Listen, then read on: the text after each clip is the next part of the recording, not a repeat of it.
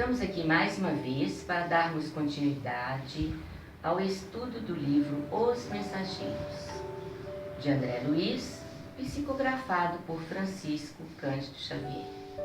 Nós agora vamos falar sobre o capítulo 20, que nos fala sobre a defesa contra o mal, aquele posto de socorro no formato de um castelo medieval precisa das defesas.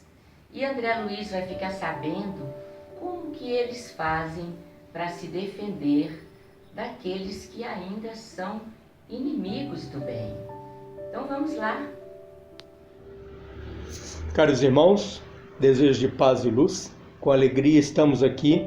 A oportunidade agora é para falarmos sobre o capítulo 20 do livro Os Mensageiros. Obviamente, em primeira monta, convidando nossos irmãos a conhecerem o livro, a lerem o capítulo, para que consigamos todos nós ter um aprendizado melhor, não é verdade? O capítulo traz por título Defesas contra o Mal. Nos posicionando dentro da estrutura da história, André Luiz, Aniceto e Vicente estão passando por um posto de socorro de uma instituição grande chamada Campo da Paz. Este posto de socorro, ele é dirigido, ele é organizado por Alfredo e sua esposa Ismália. E André Luiz, após adentrar, ele relata para nós uma estrutura construtiva, arquitetônica, similar a um castelo medieval. Depois dos entendimentos de uma série de atividades dentro do castelo, eles voltam ao campo exterior, fora da construção, para algumas outras atividades. Pois bem, as primeiras observações de André Luiz nesse capítulo se referem a uma série de estruturas que são montadas para defender aquela edificação. Então ele fala sobre torres de observação, sobre armamento, sobre sistemas que parecem inclusive como metralhadoras aqui para nós, do nosso mundo físico, sobre sistema elétrico similar a uma rede elétrica nossa aqui. Ele traz algumas observações estritamente voltadas para impedir o assalto ou impedir o ato de adentrar aquele ambiente de trabalho por espíritos que estejam do lado de fora e menos organizados, digamos assim.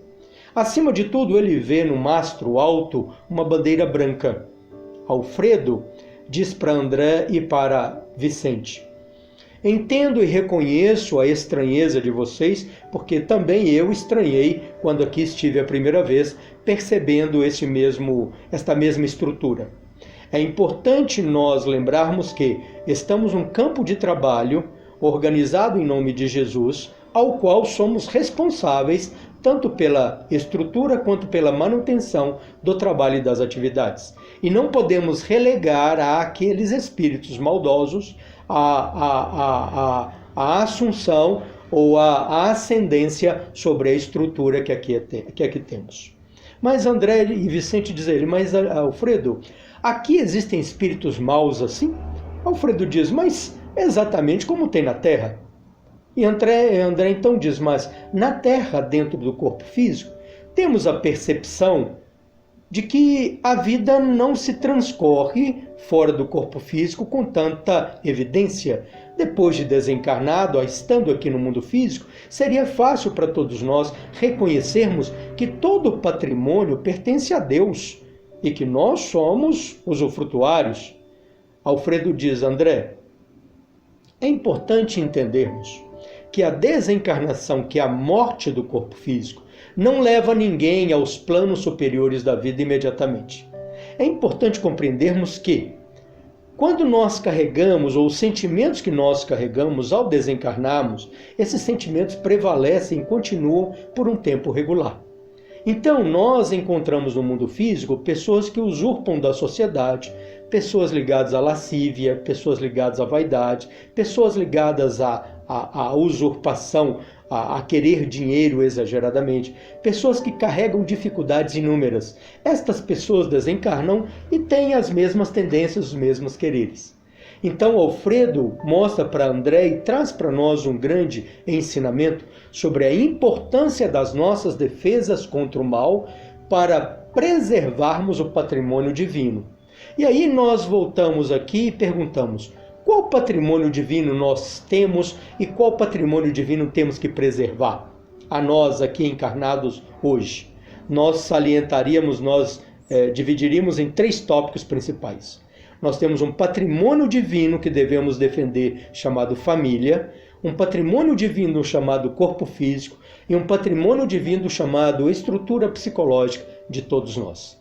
São bênçãos de Deus dentro do processo evolutivo de cada um de nós, são misericórdias do Pai para com todos nós, e para com estas dádivas de Deus, nós todos temos responsabilidades. Precisamos prevenirmos-nos contra os assaltos daqueles que são ainda usurpadores, maldosos, excessivamente vaidosos, não é? Agora, como nos preservarmos? Com armamento? Não com armamento. Com agressões? Não com agressões, mas preservarmos-nos escolhendo em cada momento do nosso dia o bem e o mal, as pessoas com as quais devemos ou não conviver, as pessoas com as quais devemos ou não alimentar amizades. As músicas, as imagens, os sons, a televisão, os livros, as informações que nos chegam, elas nos afetam a nós, a família, ao nosso campo psicológico e precisamos continuamente decidir o que fazer com cada um. Não é isso? Irmãos, são algumas observações sobre o capítulo 20, que traz por título Defesas contra o Mal. Que Jesus nos abençoe a todos e sigamos em paz. Vamos agradecer a Deus em primeiro lugar, agradecer aos amigos espirituais pelo suporte que eles nos dão para esse trabalho, agradecer ao Vadino pelos belíssimos ensinamentos e agradecer o carinho de vocês a nós dispensados. E até uma próxima, se Deus quiser.